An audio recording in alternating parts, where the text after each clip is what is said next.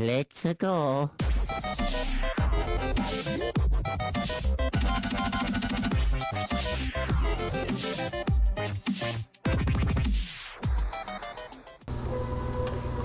Hey, what is going on, guys? It's me, the Ninja Reviewer here, and sorry this review is about a day late, but yeah, let's just say when it comes to, working on Memorial Day, not really the best time to be working, especially when it's like hot and humid. Well, not hot, but like humid, me dealing with customers on a daily basis at my freaking job. And for all you guys who actually did get to celebrate Memorial Weekend, hope you guys had a really good one, especially today of all days. Just wishing also everyone an awesome happy Memorial Day and stuff. So yeah, now that we got that out of the way, also what's going to be really cool is not only am I off tomorrow, but I also my birthday is coming up tomorrow. So make sure if you guys click that like button and subscribe, and also comment, and also just probably show some birthday love, if you know what I mean. But that ain't till tomorrow, so I don't know if I'm gonna do anything. Maybe I'll just say what I got within that month, or the month of May, or towards my birthday pretty much. And yeah, I'll definitely just maybe do a separate video on that maybe tomorrow. But yeah, so anyways, let's just get started with this review of My Hero Academia episode, or as you Japanese translators call it, Boku no Hero Academia episode number 9. Oh man, wow, that ending, oh my god, that ending, holy shit, did not see that coming. Oh my god, I did not see that shit coming at all. I really thought we were going to start the whole rescue mission thing at the very end. I thought this was setting up towards that, but I guess we were all wrong on that. So anyways, when it comes to this episode, we pretty much start off at the very beginning where, during a homeroom meeting, and they wanted to decide an actual student representative leader. And they all had to have some kind of election. Well, to be honest, it was Tenya's idea. He wanted to have, an election because, you know what, instead of just, going all chaos on who really wants to get it, someone who's actually a really strong, pretty much dependent leader, and someone who actually wants to lead the class and, in an order where it's not so chaotic, to keep them all in line without them going insane in case any danger happens, which actually makes sense. And the winner, for some reason, was Izuku, which I was actually very shocked because I thought it was definitely going to be Tenya at first, but there's a twist. So then we got some other girl, which I forget her name, is also the vice representative. But not only that, meanwhile, what's going on is that the media is pretty much trying to interview all the classmates, because ever since All Might decided to work as an actual, counselor at the actual school, or actually not a counselor, more also a teacher as well, even though, well, okay, either way, he's working there. And what happens is that now that the word of the most greatest hero is actually working at that school, the press is all over the entire students. And not only that, but Eraserhead was getting really furious because, they're trespassing on private property, and AU, because it's hey, you can't do that because it's private property. We don't allow anyone, especially the media here. And because, they didn't want to ask too many questions, especially about All Might, they decided to actually have their security locked up, and the media, of course, was just pretty pissed off with it. But you know what? Hey, that's what they get, because at the end of the day, the media can drive anybody crazy, and they're just pretty much nosy. All they want at the end is just some scoop or some money, just to make a meet's end, and just trying to, get some hot scoop and some interviews, to get in that big dough, if you know what I mean. So, anyways, that's going to lead up to that. But meanwhile, though, while they were trying to get in, which they couldn't, they're about to give up at first.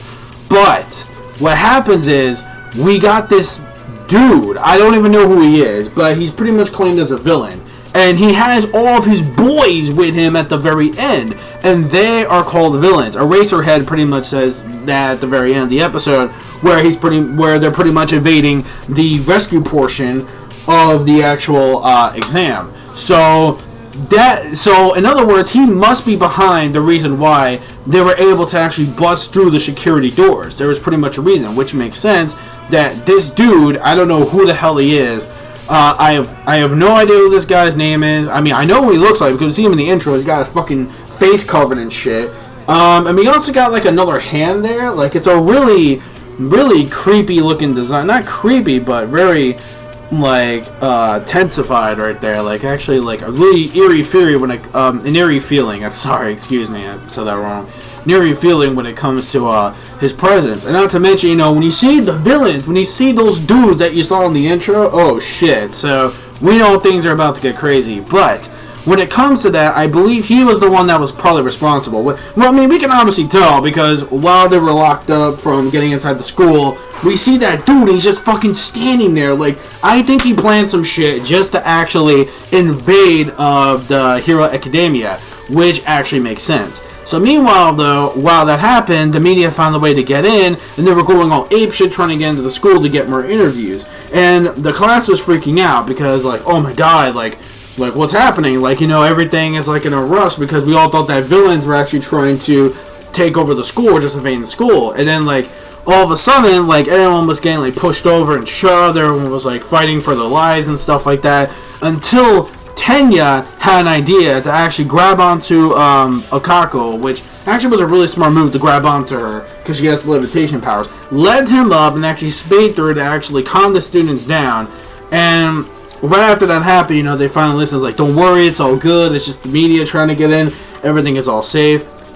They called the cops, and then they pretty much just told them to leave. Otherwise, you know, most of them will lose their jobs because of it. They don't want to get arrested.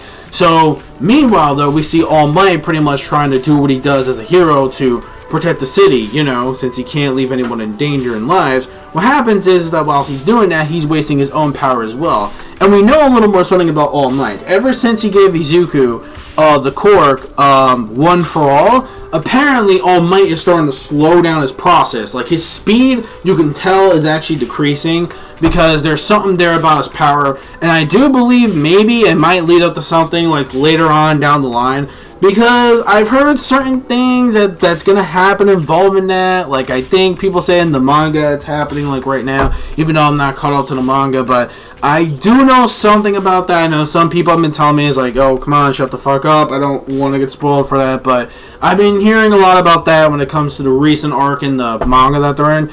But I digress that, though. So, anyways, getting back to that. So when we see, so that's something like really important there, and there was a reason why he couldn't actually go along with Eraserhead to the actual training facility where they do their whole rescue training, the rescue training exam, etc. So because of that, that was the reason why he didn't join up with them as well. And then meanwhile, before that, we see Izuku like announcing that he is removing his leadership as a school representative of the actual homeroom, and he decides to give it to Tenya, which actually makes sense in the first place, which I don't know why they would give it to Izuku. And I actually do like how Katsuku was actually really, really pissed off at the fact that he didn't get it, and then like Uchaku was acting so cute, she was hiding like, I hope she doesn't find out that I was the one that voted for Izuku, because of course, she definitely has a thing for him, but I'm pretty sure they're probably going to be shipped, you know, down the line. Now, people thought it was also going to be Frog Girl, which is Suyu, but I really doubt that. But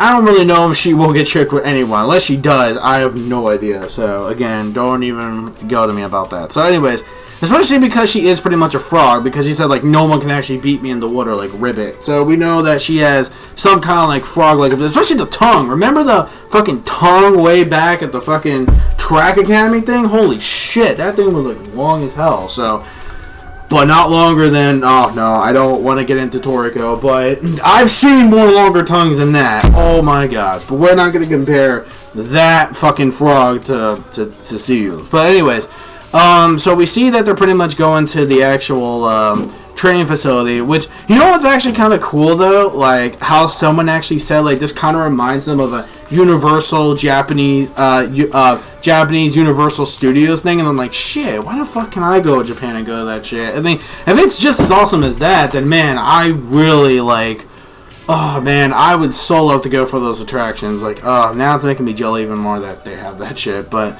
regardless though, we see that's pretty much like we get introduced to another great hero named Number 13, who's some kind of like astronaut, girl or boy. Someone said it was a he, but I think it's more like a girl, I believe, because it sounds like a girl, but I don't know, maybe it's just like a translation thing or something.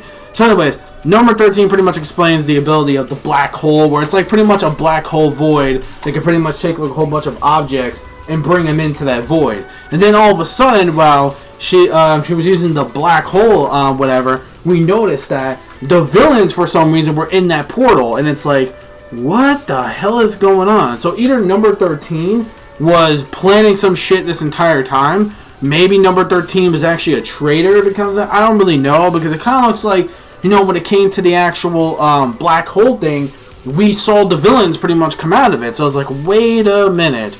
Unless you must have grabbed something that was when they were around like certain objects and stuff in order to do, you know, the whole rescue test thing. So while she was setting up, apparently with the black void, with the hole, the villains came out. So I'm thinking, I don't know if they were there at that time, they actually got to that location, or maybe number 13 is actually a betrayer or something like that. We don't really know the whole details of that. But it looks really awesome, and I cannot wait for next episode, because it looks like we're going to get our first real actual battle with some actual villains, and I'm actually really looking forward to that. I wonder if that's actually going to count as well when it comes to rescuing, though. I mean, it might, but who knows. Anyways, that's pretty much it. Now, I was going to get the episode of 4 at first, because I thought it was just pretty much just all, like, this whole basic setup, which is actually really good. But thanks to that ending, seeing those villains, oh my god, giving it a grade. 4.5, great plus episode. The only thing, I guess, you know, I guess because, you know, the beginning part was, like, not, like, my most favorite part, because, again, it's just the fucking media, like, what's the whole point? Just fucking tear gas them or use your powers or something. But then again, they said we can't, because then we'll get, like, written up or something like that, which kind of sucks, because I really would have just went all out, like, on that media press, because seriously, fuck them sometimes. Let me know your thoughts in the comment section below of this week's episode of Boku no Hero, or aka My Hero Academia, episode 9. And as always, just leave your likes, comments, and subscribe as always if you haven't crunched that like button, and hit the subscribe button and spread the word of the Ninja Reviewer. You're definitely going to see a whole bunch of things that you like. So until then, that's basically it. Signing out. Peace, soul, love, chicken grease, and the sky is the limit. I'll see you guys next week for episode 10. That is 1-0 of My Hero Academia. So yeah, that's pretty much it. So till next time. Bye-bye.